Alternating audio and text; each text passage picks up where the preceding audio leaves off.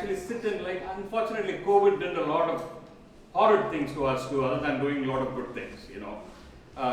Good things we spoke about, we can actually work remote, but unfortunately, we actually sit in cubes and think that we know a lot about the outside. The idea is that you don't. It's important that we know it. And unfortunately, there's one word which keeps repeating, I got to repeat that word too, which is empathy. Right? This is a design thinking process, as they say. I'm not a big fan of it, but I've got to put it there because I've got to look like I like it. Right? But this is the design thinking process. But I want to talk about this word called empathy. It's the ability to understand, share the feelings of another. And I think this is extremely important for all of us to kind of think about. Because like I said earlier, people are bigger than ideas. If you don't have an empathy towards somebody and don't feel for them, you won't be able to do anything worthwhile. And that's something that you've got to kind of keep in mind. If you have gone through the course, you would have seen a bunch of these slides already, and these are important, that's why I'm repeating them. People have an intent typically when they actually come to a space that you've designed, use a brochure that you actually have done, or use an app that you have created. People have an intent. The idea is to actually change that, understand that intent, and you can change their behavior and attitude over time towards whatever you're trying to put in front of them. I wouldn't use the word sell because it doesn't sound right, but whatever you want to put, it could be concept, it could be an idea, it could be a product that you actually put in front of them. Right? And then a great way to do it is by observing, immerse, and participate. You guys would have seen this thing, I keep talking a lot about it. If you guys are non-UX designers and you have seen it, it's brilliant to use. It's called as the Empathy Map Canvas, freely available online. Please download, please use. I mean, graphic designers should use it, interior designers should use it, everybody should. Because finally, you will talk about the people who are going to be dwelling in the spaces that you design. You will be actually talking or designing for the people who are going to be reading and are the audience of what you design. So, Empathy Map Canvas, just sending this towards you guys, download, use. Not that I made it, but it's free, it's available. Make a connected story. One of the stuff that we do as designers is kind of try to go deep.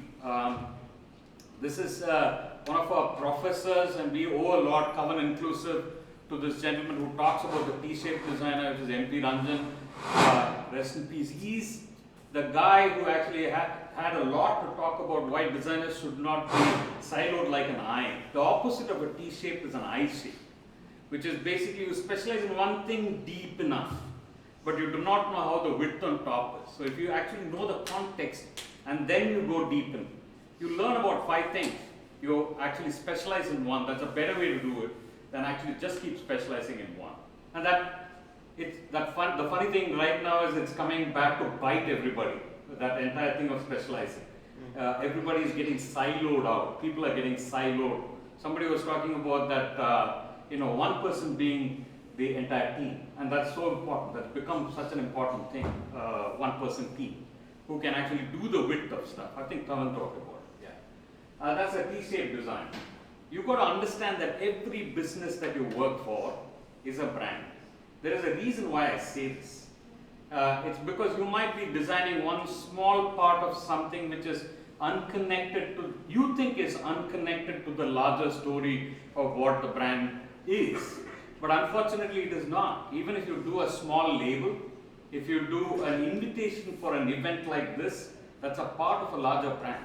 You've got to actually know that. It's a user experience, a user, a graphic design piece, everything together creates the brand experience at large. So the brand is an experience. How do you define a brand? You guys would have seen this. There are these 6 pillars that a brand consists of. It's good to kind of keep this in mind always.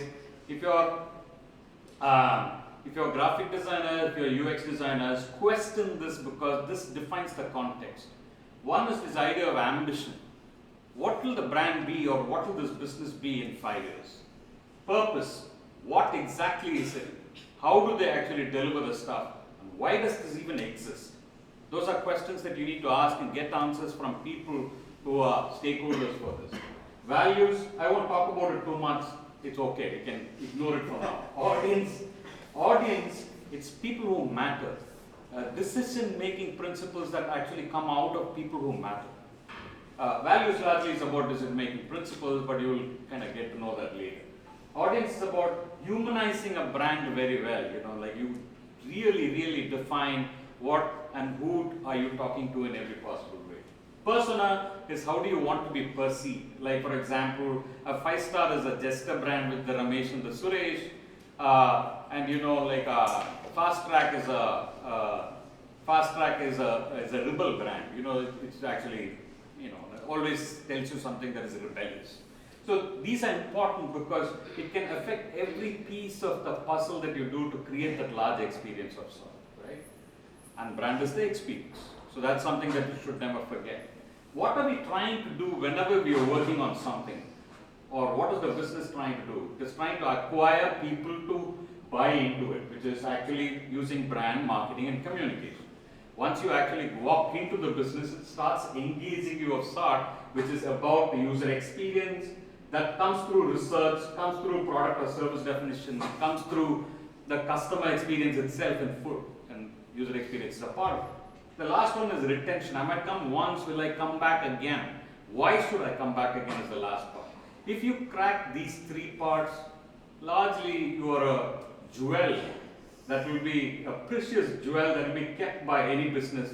Or if you are on your own, you will be paid enough for the next few generations, right? So I think that's something that you've got to kind of keep in mind. The brand space is humongous. This is again, I'm illustrating the fact that every small piece of this, if I quickly walk you through this stuff, the strategy is broadly divided into 2 parts, which is digital and offline. Offline has got electronic media and print. And print itself is humongous with advertisements, information, instruction, and promotion. You've got, on digital, you've got content, commerce, mobile, social, and adverts. And you have electronic media, digital content, OTT content, and television. Pretty much your brand can play everywhere. And user engagement of the product is built into this. Product falls under the instruction of the information piece, which is, product is a part of this entire thing. So you've got to kind of keep this brand scope in mind where you're saying that, you can't walk out of this. You can't be doing something on your own. You're a part of the larger gamut of what the brand scope is. 4, be the bridge. All that I said till now sounded like some engineering class. It's all frameworks of sort that said you start here, you end here kind of stuff. I'm walking off right now. You guys have got to read. You guys have got to see art. People who have inspired me. We are magical creatures from a land where rational technicalities are surrounded by this emotive art. It's literature and music. If you do not have those, you don't have inspiration to walk that path. That is the bridge. That is the bridge between the tactical and walk to the conceptual. And that walk to the conceptual is what makes you different from any other person, because you are not inspired like the way I am inspired. You will never be inspired like the way I am inspired. You will be better. You will be you would have read some other author. You will be inspired by some other art. So your method of expression is way different from mine, which is a fabulous way to kind of look at this stuff. So use it. My love for artists like Paul Klee, love his work, or writers like Elif Shafak, Buckminster Fuller, who was an architect, space designer, who incidentally designed the geodesic dome. These are all fantastic things, and I love the constructivist typography, the constructivist work, the Russian political activists and constructivist typography. Incidentally, eventually when I actually had to do a identity design in a system years later, this is probably 15 years back, years later, I thought I should use this constructivist typography and built a system completely out of using constructivist typography, because the association was, it's a bunch of people really worked hard and they wanted to go to a local bar. We wanted to look like a thing which is for the people, right? It's like the people's lager uses a similar kind of language, by the way. So it's important to kind of think about this. We are gifted. We are honestly gifted to do the abstract to the concrete. We are honestly gifted to actually bridge the conceptual to the tactical. Be the bridge. Try and be the bridge. Be the bridge because you actually have that abstraction somewhere working well.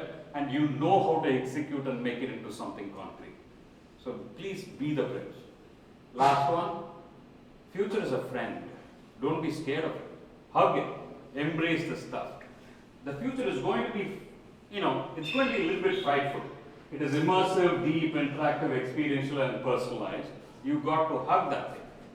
You've got to feel like it's something that is coming towards you and don't shun it. And generative AI will thrive and you will very much be a part of it. Right? Illustrated, and there are lots of people who feel bad about this generative AI, what will it do and stuff like that. No. Embrace it. Like, take that stuff. You will always be better. Generative AI is a great starting point for everything that you do. Yesterday I walked off from a presentation in Indian Institute of Packaging, which I was largely talking about how to use generative UI in the packaging workflow. Not at the end game, but as a starting point. It's a great place to kind of start the stuff in. It is not going to replace human intelligence in every possible way, any possible way. It is, in my opinion, AI is called augmented intelligence. If you're not there, the AI won't work as well. It's quite dumb that way. It is trash in, trash out. You know that. So you are important to actually put the trash in the right, or not the trash, the right way, right? I have seen samples of atrocious work done by AI, and so that is completely dependent on the person who did it. It's not the AI. You can't blame the AI, right? And then great at automating and integrating a workflow. Bad, really bad as a standalone individual contributor. It will never do that. Unless it's going to be part of a workflow, which is just cranking out some numbers or running a factory for you. I've been kind of fooling around with AI for a long time now, predominantly in the generative AI specifically, predominantly in theatre posters area, because I found it the least critical. If I make a mistake, nobody's going to come and kill me. So I actually work for 2 theatre groups, so I used a lot of work from my generative AI stuff too. The typography is mine, trust me, I can promise, I swear. but the idea of actually, it's a great fun because it's, you use time, effort to kind of learn how prompting works, and this is done incidentally Midjourney 3.0, and you actually will see the progress. This is all 3.0, and as you go further, you will see this is 4.0. Right, and then you go further, you will actually start seeing 5 working. 5 is quite intense, and like it can actually generate stuff like this. But these are all great starting points. I'm not saying this is the end game. Will I ever use this on a large project to actually create a worthwhile book or a space?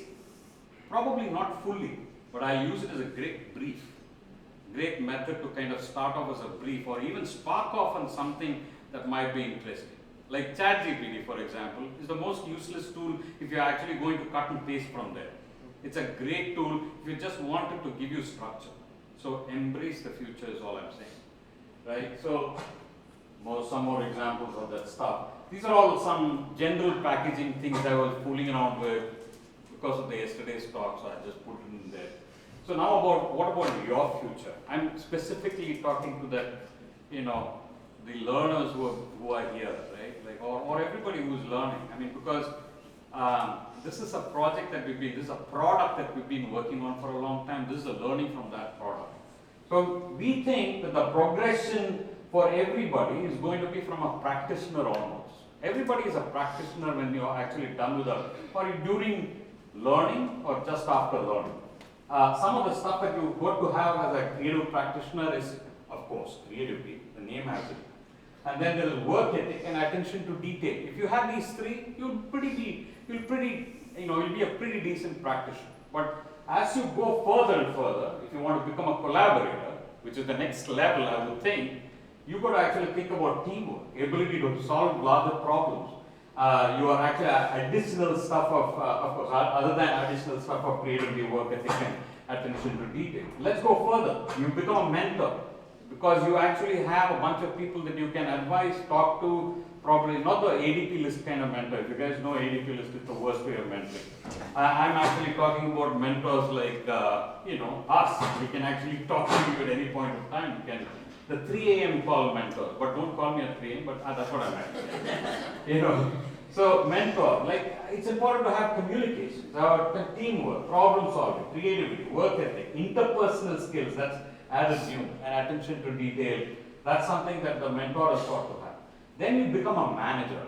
Manager basically means you will know how to actually do time management better. That's the only thing that is added from the rest of the stuff. Then you will actually become a strategist. There's pretty much everything there except for leadership, which will probably come at the next one when you really become a leader. And with some amount of grit, you can kind of stay on as much as you want.